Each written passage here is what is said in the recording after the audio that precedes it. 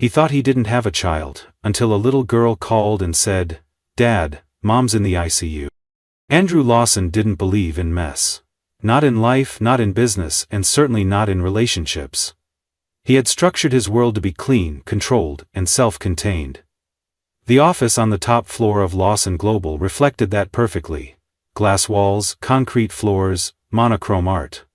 His desk was spotless, his schedule tighter than a drum, and his heart, well, no one was allowed close enough to test if it even responded anymore. He had spent 2 decades building one of the most profitable biotech firms in the country, turning failures into acquisitions and risks into dividends. He was a man the world admired, envied, and quietly feared. But no one really knew him. That was exactly how he liked it. Years ago, in what now felt like another life entirely, there had been one exception. Her name was Hannah Mason. She wasn't part of his business world. She was warmth in a form he didn't understand at the time. She worked in interior design and loved details Andrew never noticed. She laughed easily, cried openly, and treated love like it was something sacred, not strategic. They had met by accident, quite literally. When she spilled her coffee on him in the lobby of his building, he had been furious, and she had laughed. He hadn't laughed back, but he'd called her later anyway. What followed wasn't a traditional relationship. Andrew wasn't wired for intimacy, and Hannah had sensed it. Still, she stayed. For a time. Their moments were small but unforgettable, long walks at night, debates over wine about art versus science, quiet mornings where she hummed while watering her plants. She never tried to fix him, she just offered space for him to be someone softer.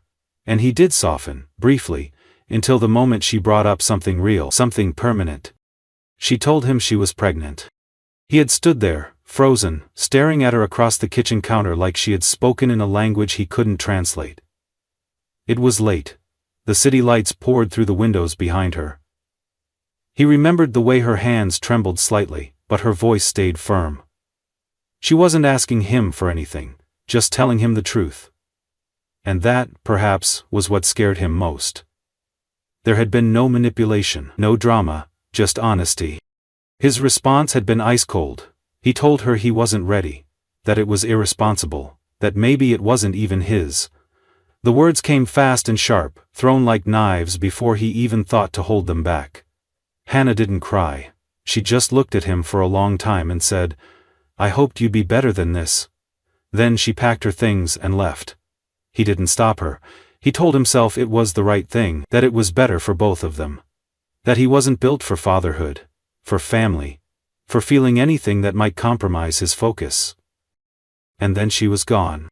He hadn't heard from her again. No calls, no messages, no updates. A small part of him, the part he kept locked away, had wondered once or twice what happened. But he buried that curiosity under work, ambition, and cold certainty. If she really needed him, she would have come back. That was his excuse. That was the lie he fed himself for years. He never told anyone about her. Not his assistant, not his board, not even the therapist he saw once during a brief, silent burnout. It was as if Hannah Mason had never existed in his world. Until one evening, sitting in a dark hotel bar after closing a European merger, he looked down at his phone and saw a missed call from a number he didn't recognize. He ignored it. Then another call came in. Still the same number. He almost let it go to voicemail again, until something, an instinct maybe, made him answer. The voice on the other end was small, a child, a girl. "Hello, is this Andrew Lawson?" His chest tightened. "Yes. Who is this?" "My name is Emma. You don't know me, but I'm your daughter." The world stopped. He didn't speak, couldn't. The girl took a shaky breath and continued. "My mom, Hannah, she's in the hospital. She had an accident. The doctors said she's in the ICU. They needed an adult, and you're the only one I could think of." It was the first time in years Andrew Lawson felt something pierce through the walls he had built. Panic, regret, and something else that he couldn't name. But it felt a lot like everything he had tried to forget crashing down all at once. He stood up, heart racing, and without another word left the bar and walked straight toward the airport. His life, and his silence, finally breaking open. The flight back to New York felt endless, though in reality it was barely 5 hours. Andrew sat alone in a private cabin, untouched drink in hand, staring blankly at the window where there was nothing to see but night sky and 1,000 imagined versions of what might be waiting for him on the other side. He didn't sleep. He didn't speak. He barely moved. Every thought circled around the voice on the phone. The small, brave voice of a girl who had called him Dad like it was a word she wasn't used to saying out loud. He could still hear her breathing, still feel the tremor in her words when she said, "You're the only one I could think of." By the time he landed, it was nearly 2 in the morning. A black car waited for him at the gate, but the city outside the tinted windows felt foreign, cold, like a life he had lived in another skin. The hospital wasn't far, but the drive felt stretched. Every red light a new opportunity for his mind to throw him into yet another wave of guilt. He didn't know what to expect when he arrived. He didn't know what to say. All he knew was that if Hannah didn't survive, if this child truly was his, then he would never forgive himself for what he had abandoned. At the emergency entrance, a nurse met him. "You're here for Hannah Mason?" she asked. He nodded, and she gestured for him to follow. "She's still in critical condition. Stable, for now. Internal bleeding, broken ribs, punctured lung. They're monitoring her through the night. She's sedated, but you can sit with her if you want." He hesitated for only a second. Then, "What about her daughter?" The nurse's eyes softened. "She's in the waiting area, been there for hours. She didn't want to leave her mom's side, but we insisted she lie down. She's 6. Very polite, very brave." The hallway lights flickered softly as they walked. The hospital was quiet, almost eerily so, the kind of quiet that carried its own weight. When the nurse pointed him toward the waiting room, Andrew stopped in the doorway. There, curled up on a too small vinyl bench, was a little girl. Her dark brown hair was pulled into a loose braid, probably done by one of the nurses. Her blue eyes, the same icy blue he saw every morning in the mirror, were half closed. But she sat up the moment she heard footsteps. Her stuffed bunny sat in her lap, worn and clearly well loved. She looked at him, no fear, just cautious interest. "You're him," she said softly, as if confirming it to herself. "You're Andrew Lawson." He nodded slowly. "Yes, I'm your—" "You don't have to say it," she cut in gently, "I already know." Andrew took a few steps closer, and crouched down so they were at eye level. He could see now that her features weren't just similar, they were unmistakably his. The same angular cheekbones, the same eyebrows, the same look of quiet calculation, even at such a young age. But there was something else, something warmer, that belonged only to Hannah. "Emma," he said, trying her name aloud for the first time. "That's your name?" She nodded, hugging the bunny tighter. "Mommy told me. About you, not much, just that you were busy. And that it wasn't your fault." That hit him harder than any accusation would have. "She told you that." "She said you probably weren't ready," Emma said. "But she never said bad things.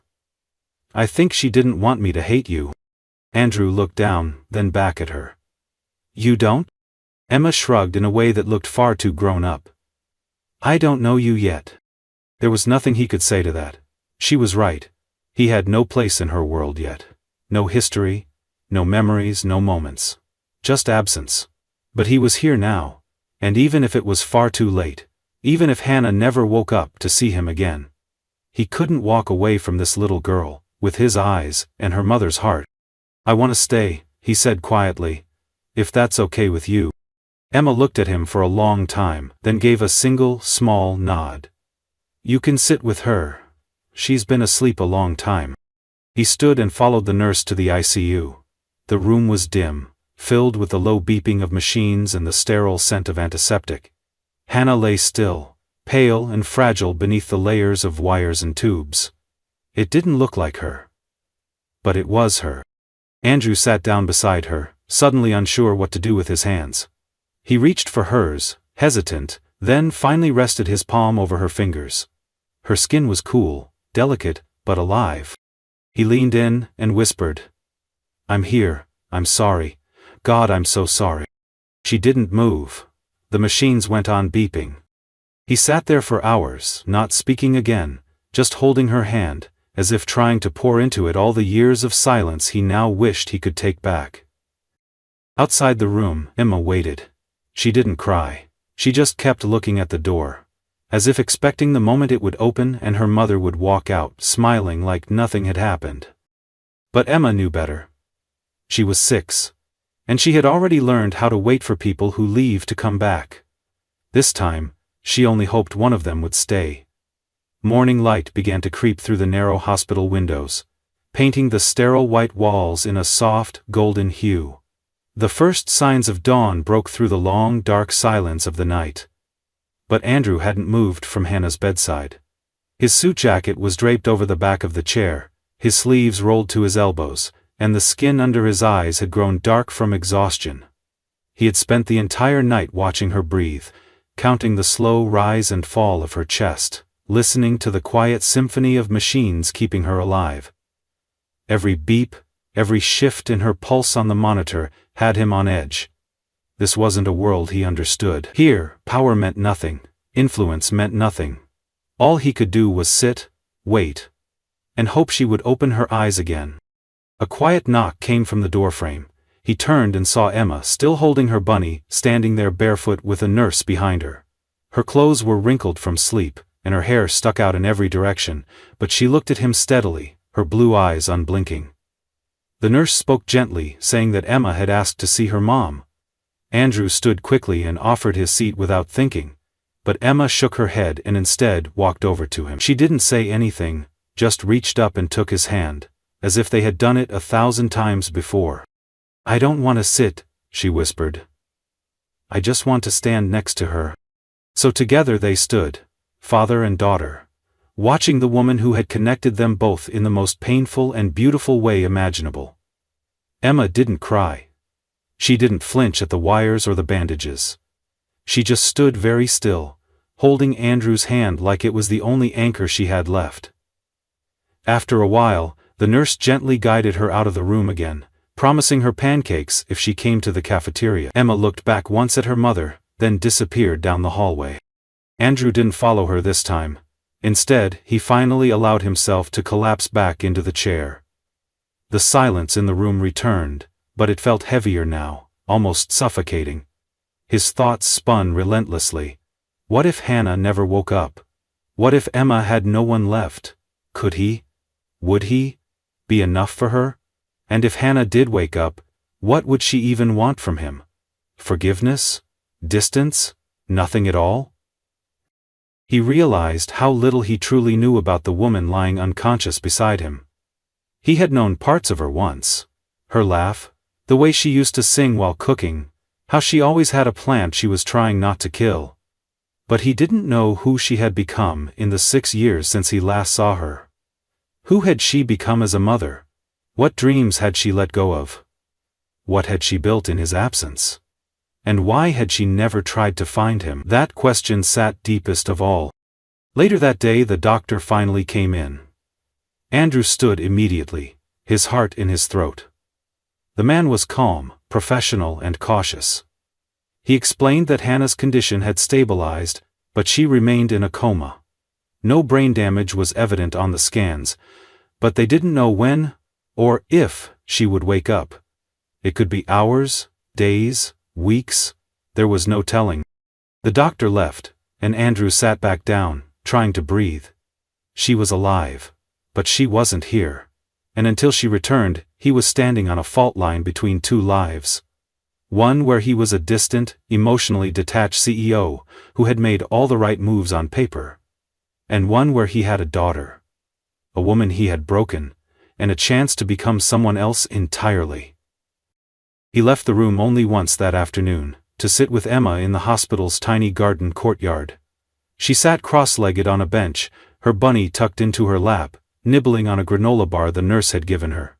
She glanced at him once, then back at the flowers in silence. After a few minutes, she said quietly, "I think she's still in there." Andrew turned to her, unsure what she meant. "Mom," Emma continued, "even if she's not talking yet, she always knows when I'm near. She used to say that's how love works. It's like light. You don't always see where it's coming from, but it makes everything warm. Andrew swallowed hard, unsure if he could hold himself together, under the weight of that simple wisdom. This little girl had grown up with warmth he had never learned to give, and somehow, she hadn't lost it. "You're very smart," he said, struggling to find the right words. She looked at him again. "So are you. But I think you forgot." He didn't know whether to laugh or cry, maybe both. They sat like that until the shadows stretched long across the pavement. When she leaned her head against his arm and yawned, he wrapped his arm around her carefully, unsure if it was allowed, unsure if he was worthy. But she didn't pull away. That night he found a small hotel near the hospital, not a 5-star suite, but a quiet place where he could think. He didn't sleep much. Instead, he opened his laptop and began reading everything he could find on children's custody, guardianship, and trauma recovery. He made calls, private doctors, legal teams, child psychologists, not to fix something, not this time, but to be ready for whatever came next. For the first time in his life, Andrew Lawson didn't want control. He just wanted to be present. He just wanted her to wake up. 3 days passed. The hospital became a strange sort of home, sterile and unfamiliar but now etched into Andrew's every waking thought. Each morning he arrived early, quietly slipping into Hannah's ICU room before the nurses changed her IVs or checked her vitals. He sat in the same chair, holding her hand, talking to her in low, steady tones. He spoke about anything he could think of, memories from their time together, the way Emma smiled in her sleep, the weather. Even what he'd eaten for lunch the day before. He didn't know if she could hear him, but he believed that maybe somewhere, buried beneath the silence, she was listening. That belief kept him going. Emma adapted faster than he expected. She had always been an adaptable child. Hannah had clearly raised her to be strong and independent. But there was something heartbreaking in how easily she fell into this new routine. She didn't ask when they were going home. She didn't cry when nurses inserted new tubes into her mother's arm. She simply observed, learned the names of every machine in the room, and waited. That waiting aged her in a way Andrew hadn't anticipated. She was only 6, but she held herself like someone who had already experienced more than most adults. One afternoon, while they were in the hospital cafeteria, Emma sat across from him, with her chocolate milk untouched, and her eyes fixed on a crumpled paper napkin she was folding into a strange shape. After a long pause, she said without looking up, "You're different than I imagined." He looked at her, surprised. "Different how?" "I thought you'd be mean," she said simply. "Mom always said you were strong, but I thought that meant cold." Andrew wanted to argue, but what would he say? That he wasn't cold? That he hadn't walked away when Hannah needed him most? He couldn't lie to this child who had done nothing to deserve half-truths. So instead he nodded. "I was cold. For a long time." Emma finally looked at him, as if studying him for signs of weakness or honesty. "Are you still?" He considered the question. "Not when I'm with you." She seemed satisfied with that answer and went back to folding the napkin. A few minutes later, she pushed it across the table. "It's a bird. You're supposed to make a wish and set it free." "What did you wish for?" he asked her gently. She smiled, but it didn't reach her eyes. "That she wakes up." Later that evening, while Andrew sat beside Hannah again, the doctor entered with a clipboard. His face was unreadable, which always meant something complicated. "We're going to try reducing the sedation tonight," he explained. "See if her brain starts responding on its own.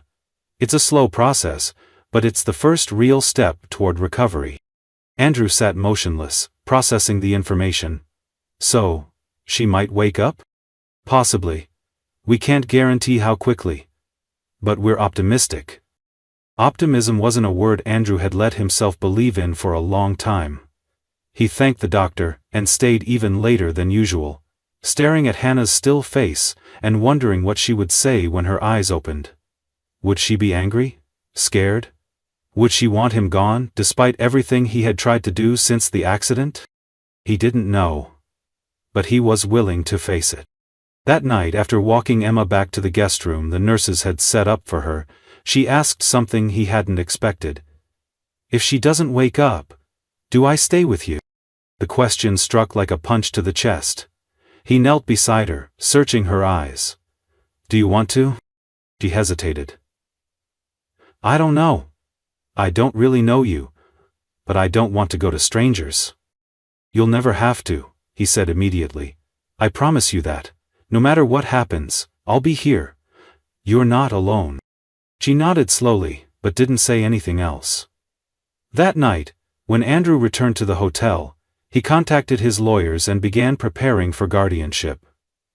He didn't know how long Hannah would be unconscious, but he needed to be ready. Not because it was legally required, but because Emma needed someone, and he wanted to be that someone. Not out of guilt anymore, but out of choice. The next morning, when he returned to the ICU, something was different. The room was quieter. The nurses were standing still. And Hannah, her eyes were open.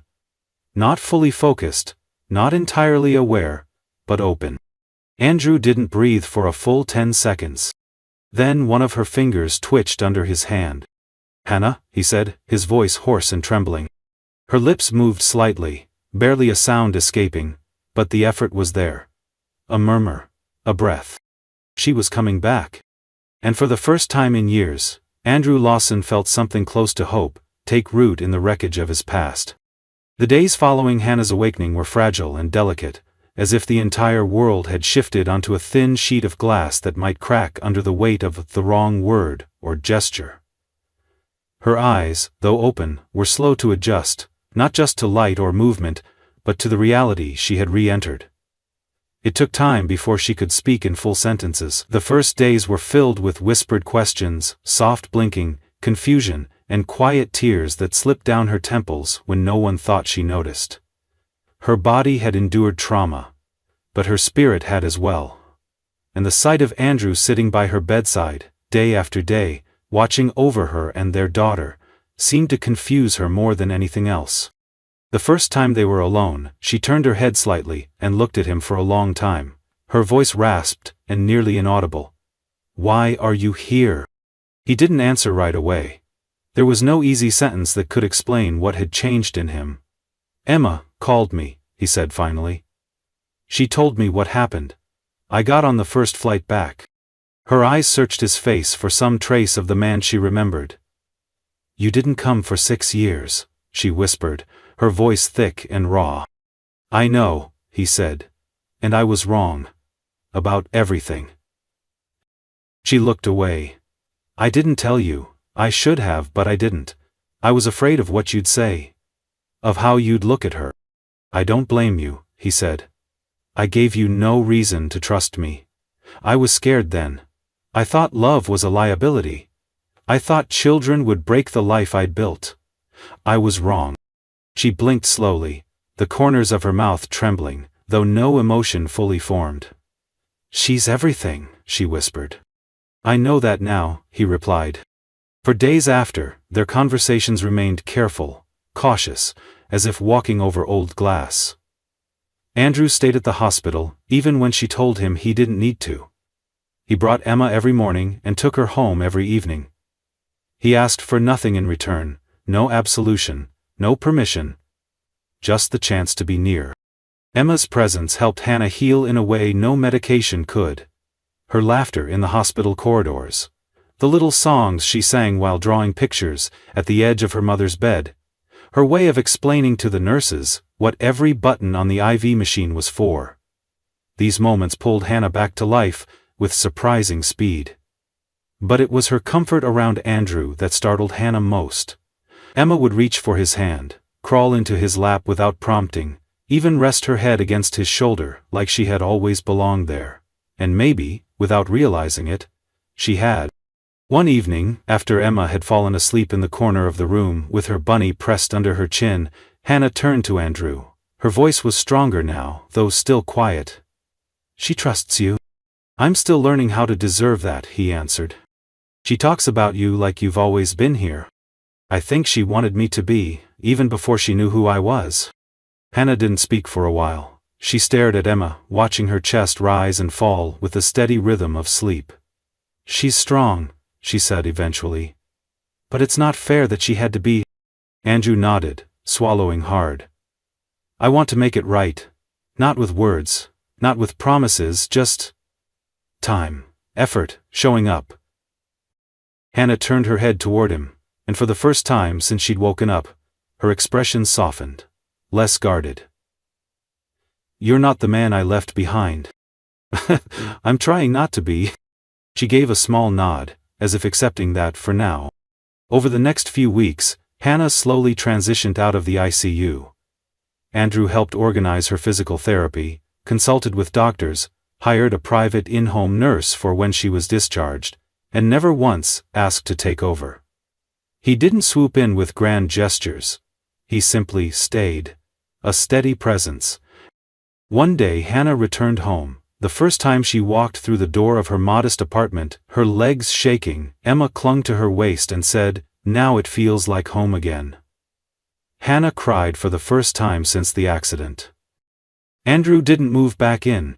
He didn't suggest it, but he was there almost every morning.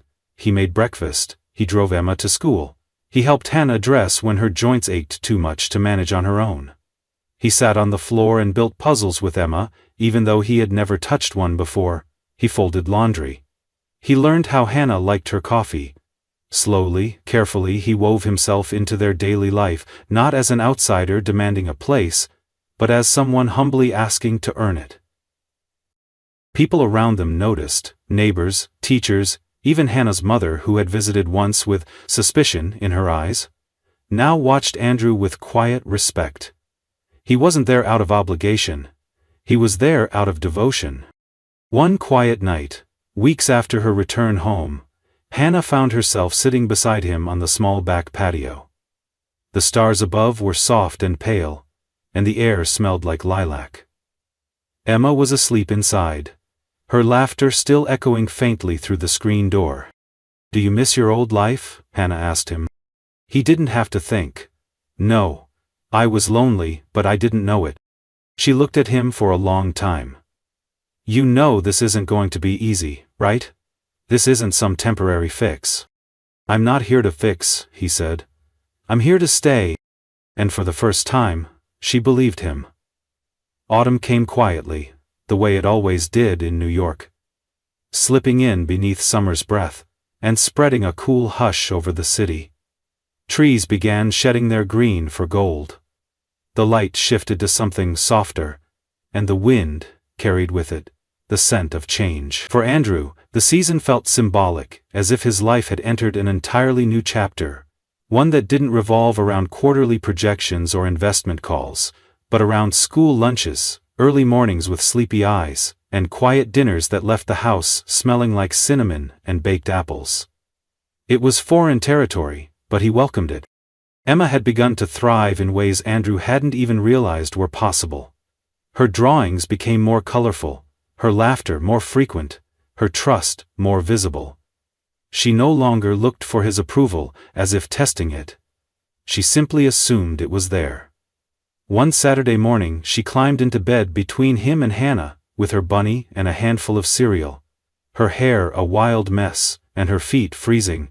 Neither adult said a word, but when she fell asleep across their legs, Andrew glanced over at Hannah, who only smiled, with tears quietly gathered in her eyes. It was a peace neither of them had thought they'd find again. But peace didn't mean the past had vanished. One afternoon Andrew was called into a parent-teacher meeting. Emma had gotten into an argument with another child, who had made a comment about not having a real dad.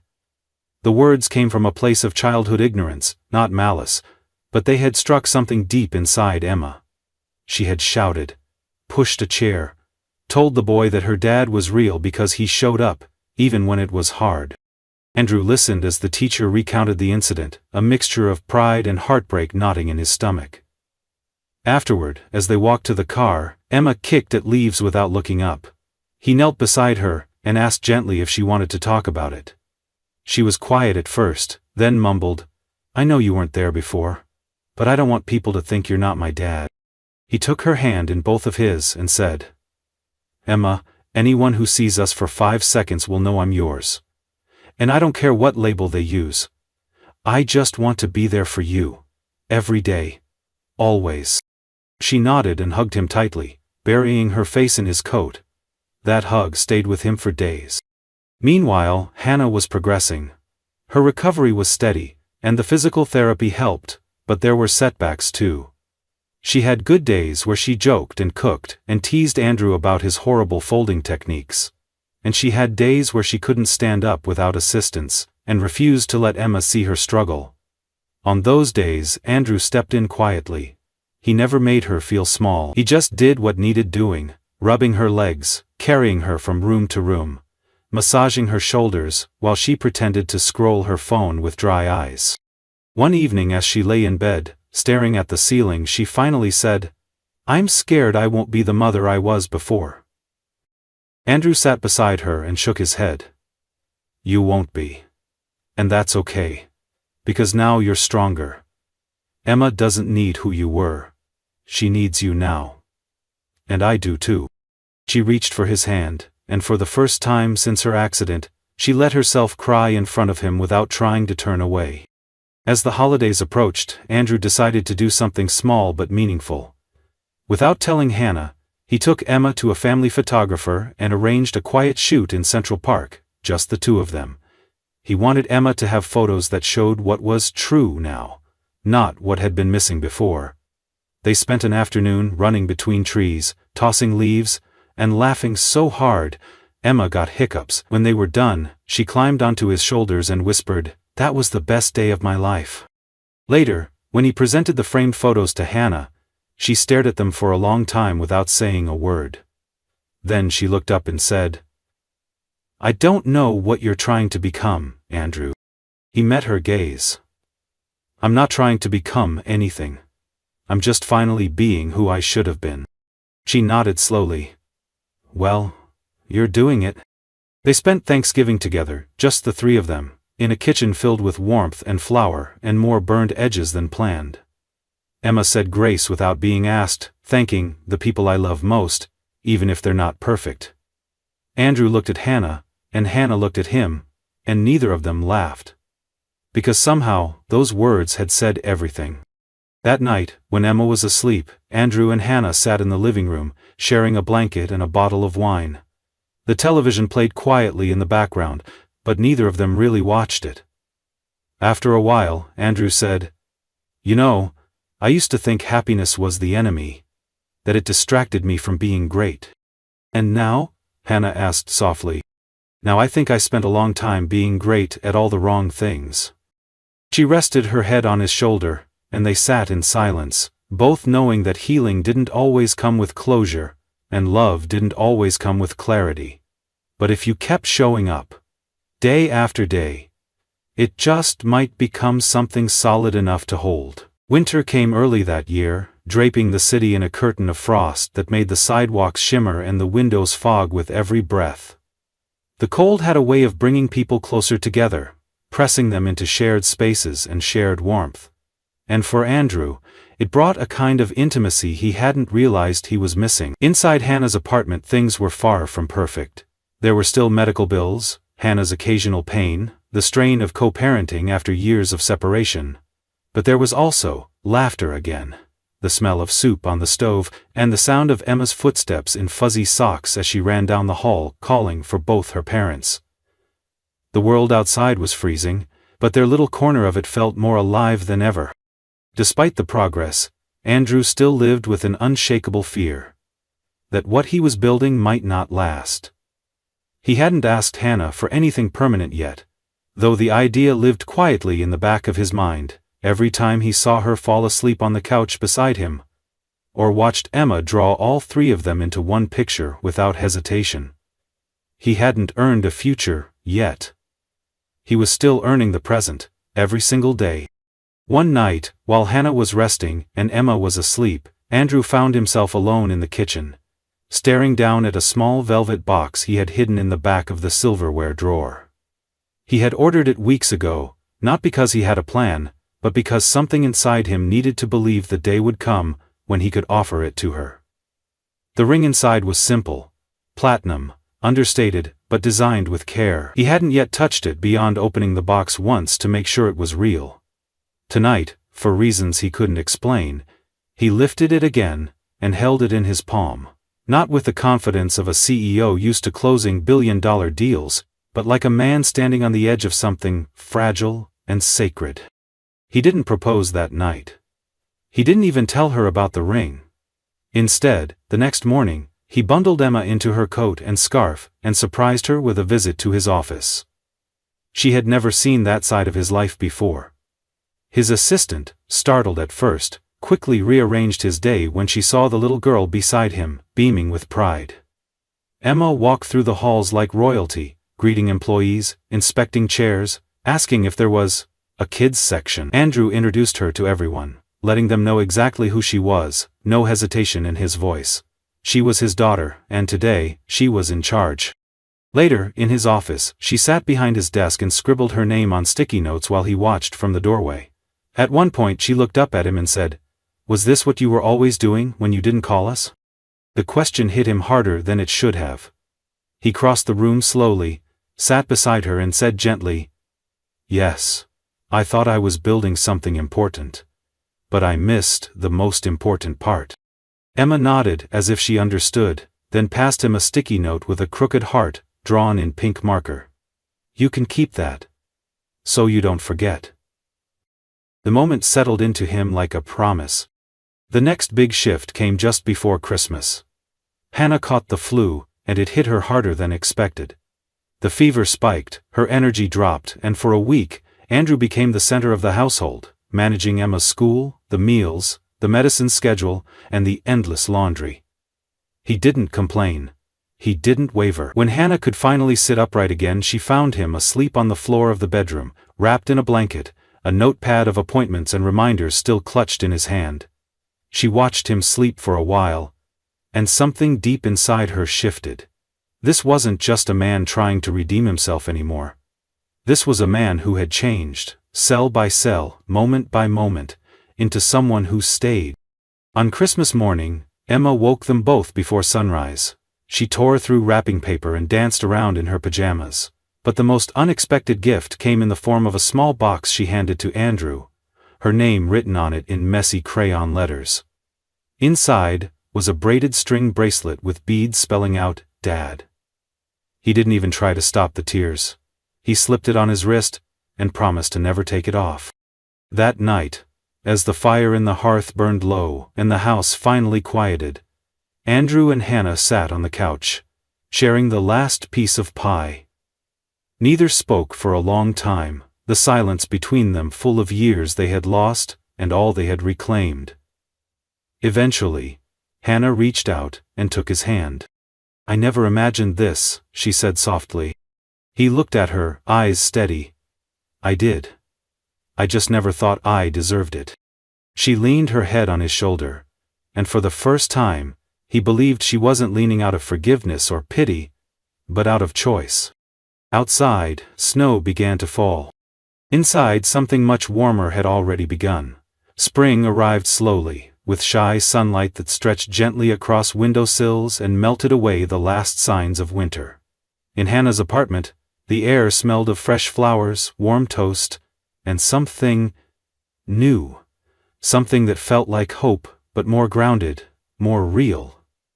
It had been nearly 6 months since the accident, and while some parts of life had returned to a familiar rhythm, other parts had changed in ways no one had expected. Andrew no longer lived in his penthouse.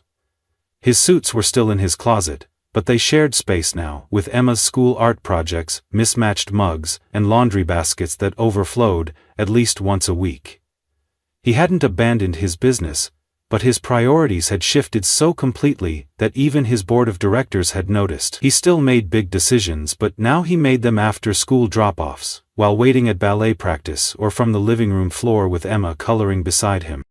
There was still no official title between him and Hannah, no declarations or labels, but the closeness between them had become undeniable.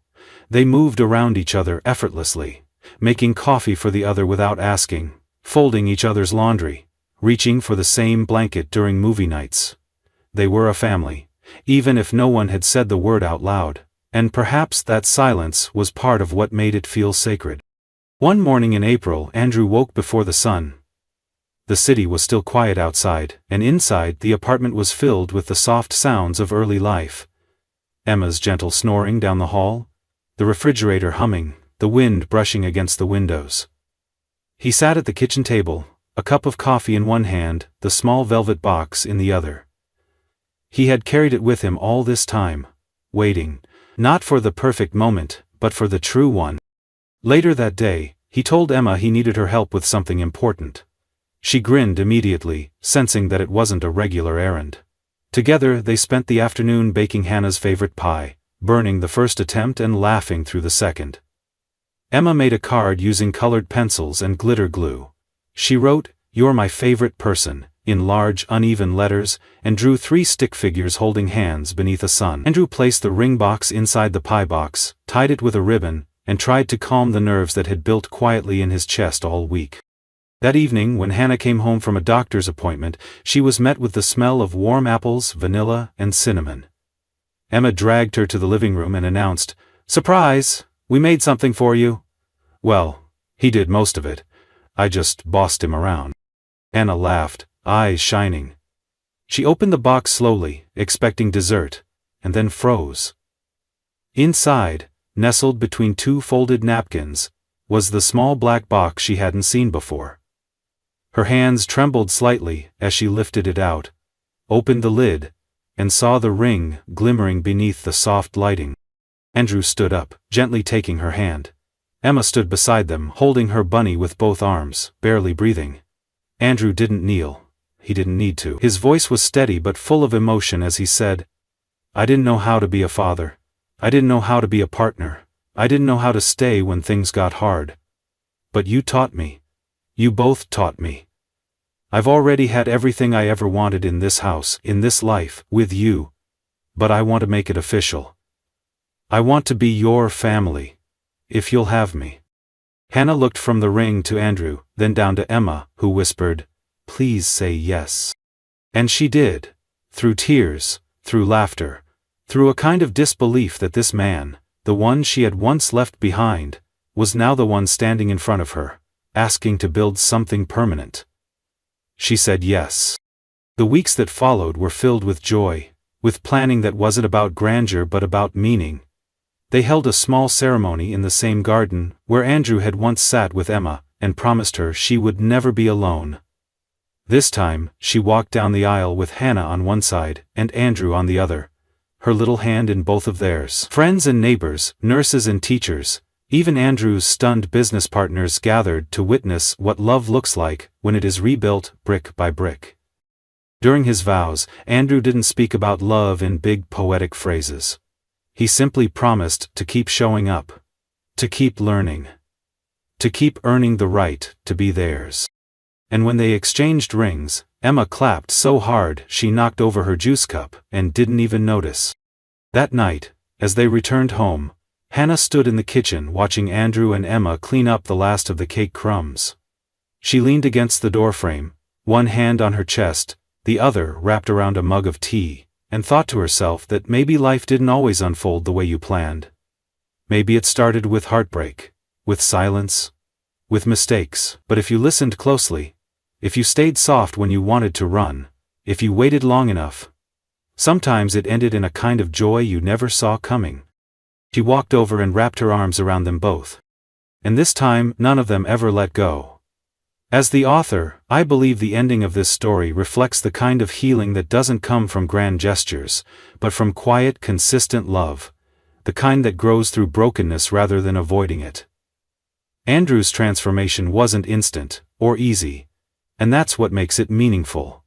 He didn't return to be a hero. He returned to take responsibility, and in doing so he learned how to be a father, a partner, and finally, a whole person. This story isn't just about redemption. It's about second chances, and the courage it takes to accept them. It's about a woman who didn't wait to be saved, a child who never stopped believing in love, and a man who finally chose presence over power. The ending isn't perfect, and that's the point. It's real. And sometimes real love is the most powerful kind of ending we can write.